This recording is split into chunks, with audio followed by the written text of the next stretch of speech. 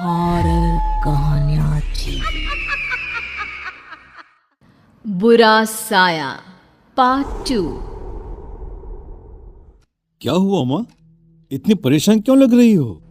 क्या बताऊं बेटा, लोग ना फोन करके कुछ भी बोल देते हैं। तुम्हारे कॉलेज से फोन था। हाँ तो क्या कहा उन्होंने?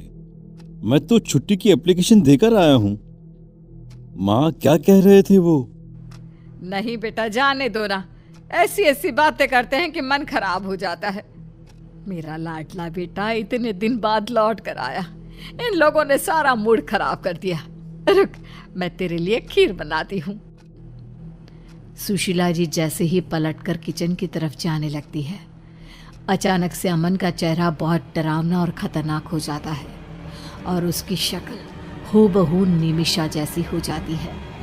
अपनी गर्दन टेढ़ी करके अमन धीरे से कहता है, कॉलेज वाले ठीक कह रहे हैं माँ। आपका बेटा तो कब का मर चुका है। यहाँ पर आपका बेटा नहीं बल्कि मैं, निमिषा।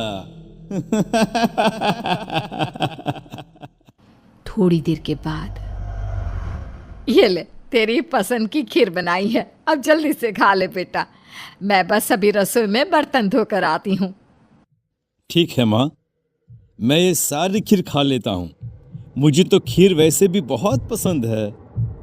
सुशीला जी रसोई से बाहर आती है। ला जल्दी से ये बर्तन दे दे मुझे। सुशीला जी अमन के हाथ से खाली कटोरी लेकर रसोई में धोने के लिए जाती है।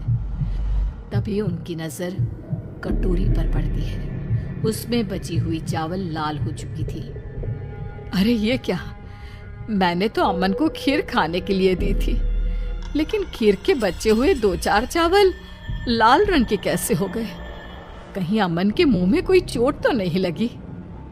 सुशीला जी दौड़कर रसोई से बाहर आती है, लेकिन वो देखती है कि अमन वहां पर नहीं था।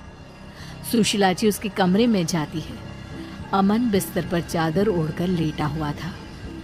लगता है बहुत थक गया है, नींद आ गई है। ऐसे भी डिस्टर्ब करना ठीक नहीं, बाद में पूछ लूंगी। लेकिन फिर भी चावल ऐसे लाल कैसे हो गए? मेरी तो कुछ समझ में नहीं आ रहा। अगली सुबह जब सुशीला जी अमन के कमरे की तरफ जाती है तो उनकी नज़र बिस्तर से नीचे लटक रहे लंबे बालों पर पड़ती है। हे भगवान, ये क्या है? अमन के कमरे में किसी लड़की के लंबे लंबे बाल? ये कौन है? अमन! क्या हुआ माँ? अरे इतनी जोर से चिल्ला क्यों रही हो? अभी यहाँ तुम्हारे बिस्तर पर किसी लड़की के लंबे लंबे बाल थे, बेड से नीचे लटक रहे थे बेटा। माँ, आपने जरूर कोई बुरा सपना देखा होगा। ऐसा तो कुछ भी नहीं है। यहाँ पर तो मैं हूँ, देखिए, और कोई नहीं है मेरे अलावा। पता नहीं बेटा क्या हो रहा है। तेरे कॉलेज वालों ने जब से बताया है कि आपका बेटा मर चुका है, तब से बहुत डर गई हूँ। मैं कल से बस वही सब सोचने में लगी हुई थी। शायद इसलिए मुझे ऐसा लगा होगा। तो असली बात ये है, इसलिए आप इतनी परेशान हैं। माँ, मैं बिल्कुल ठीक हूँ, कुछ नहीं हुआ मुझे। भगवान तुझे हमेशा खुश रखे बेटा। पूरा दिन निकल जाता है। रात को लगभग 10 बजे सुशीला जी के मोहल्ले में जोर जोर से शोर मचने लगता है। सुशीला जी घर से बाहर निकल कर आती हैं। अरे क्या हुआ? आप लोग इतना चिल्ला क्यों रहे हैं? अरे गजब हो गया। हमारे पड़ोस में रहने वाला महेश है ना, किसी ने उसे जान से मार दिया। अरे ऐसे कैसे? लेकिन इससे पहले तो कभी इस तरह की कोई घटना नहीं हुई। किसने मारा और कहाँ मारा महेश को? अरे सुशीला बहन, गर्दन काट कर खा गया है कोई। ऐसा लगता है जैसे किसी भेड़िए का काम है। भेड़िया? इंसानों की बस्ती में भेड़िया क्या करने के लिए आएगा? ये आप कैसी बातें कर रहे हैं भाई साहब? अरे सुशीला जी वो सही कह रहा है। खिड़की दरवाजे अच्छे से बंद करके सोइए। भगवान जाने कौन सी आफत आई है अब। जानती है, महेश के शरीर का सारा खून पी लिया था उस भेड़िए ने। सूखा कंकाल पड़ा मिला है। अभी थोड़ी देर पहले तो मैंने उसे देखा था। लगभग 8 बजे के आसपास दुकान से लौट कर आ रहा था और उसके बाद अपने ही घर के बाहर इस हालत में मिला है। भगवान भला करे। ऐसा कौन हत्यारा आ गया हमारे मोहल्ले में। अच्छे से दरवाजा बंद करके सो जाती हूँ। माँ, आपको डरने की कोई जरूरत नहीं है। मैं हूं ना आपके पास। अच्छा ठीक है बेटा, तू अपने कमरे में जाकर सो जा, मैं भी जाकर सो जाती हूँ। सुशीला जी डर के मारे अपने कमरे में जाकर चुपचाप सो जाती है। अगली सुबह जल्दी उठती है और घर के काम करने लगती है। अमन अभी तक अपने कमरे में सोया हुआ था। सुशीला जी कपड़े धोने लगती है और तभी अचानक उनकी नज़र अमन की शर्ट पर लगे खून के धब्बों पर पड़ती है। ये आजकल क्या हो रहा है? कहीं अमन को कोई बीमारी तो नहीं हो गई? पहले उसकी कटोरी में खून था और अब उसकी शर्ट पर खून के धब्बे लगे हुए हैं। आखिर बात क्या है? जाकर देखती हूँ। सुशीला जी चुपचाप अमन के कमरे की तरफ गई। उन्होंने देखा कि बेड पर कोई लड़की थी जिसके लंबे लंबे बाल लहरा रहे थे। उसका चेहरा दूसरी तरफ था। ये देखकर सुशीला जी बुरी तरह से डर जाती हैं। कौन हो तुम? कौन हो? और यहाँ मेरे बेटे के कमरे में क्या कर रही हो? तभी अचानक से वो लड़की पलट कर देखती है। वो लड़की और कोई नहीं बल्कि निमिषा थी, लेकिन आवाज अमन जैसी थी। निमिषा अमन की आवाज में बात करती है। क्या हुआ माँ?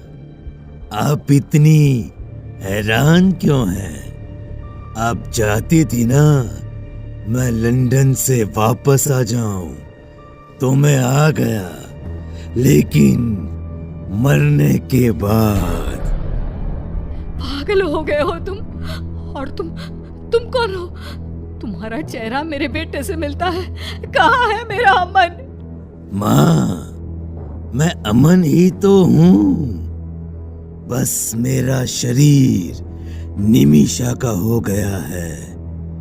ये निमिषा मुझे लंदन में मिली थी और जानती हैं, वो मर चुकी थी।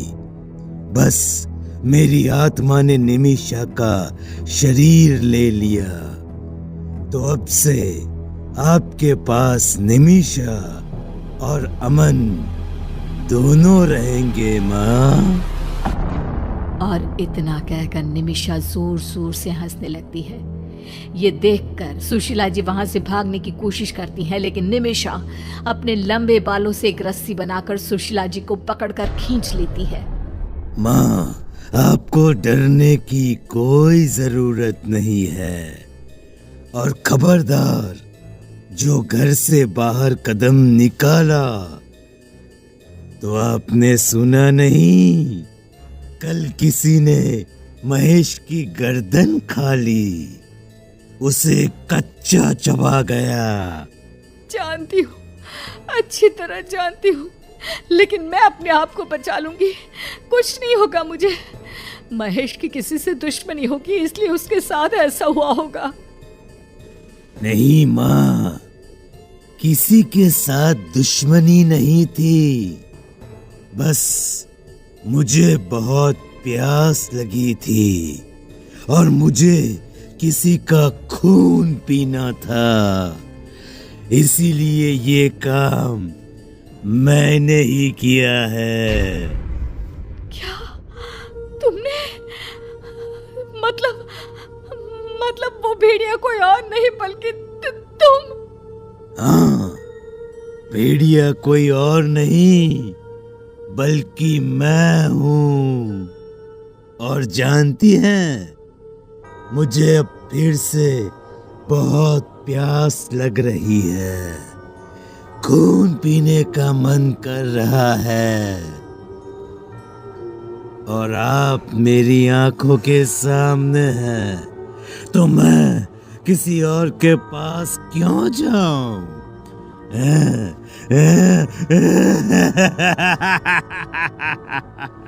इसके बाद निमिषा एक झटके से सुशीला जी की गर्दन काट देती है और उनका खून पी जाती है, और उसके बाद वो हमेशा के लिए एक बुरा साया बनकर अमन और सुशीला जी के घर में रहने लगती है।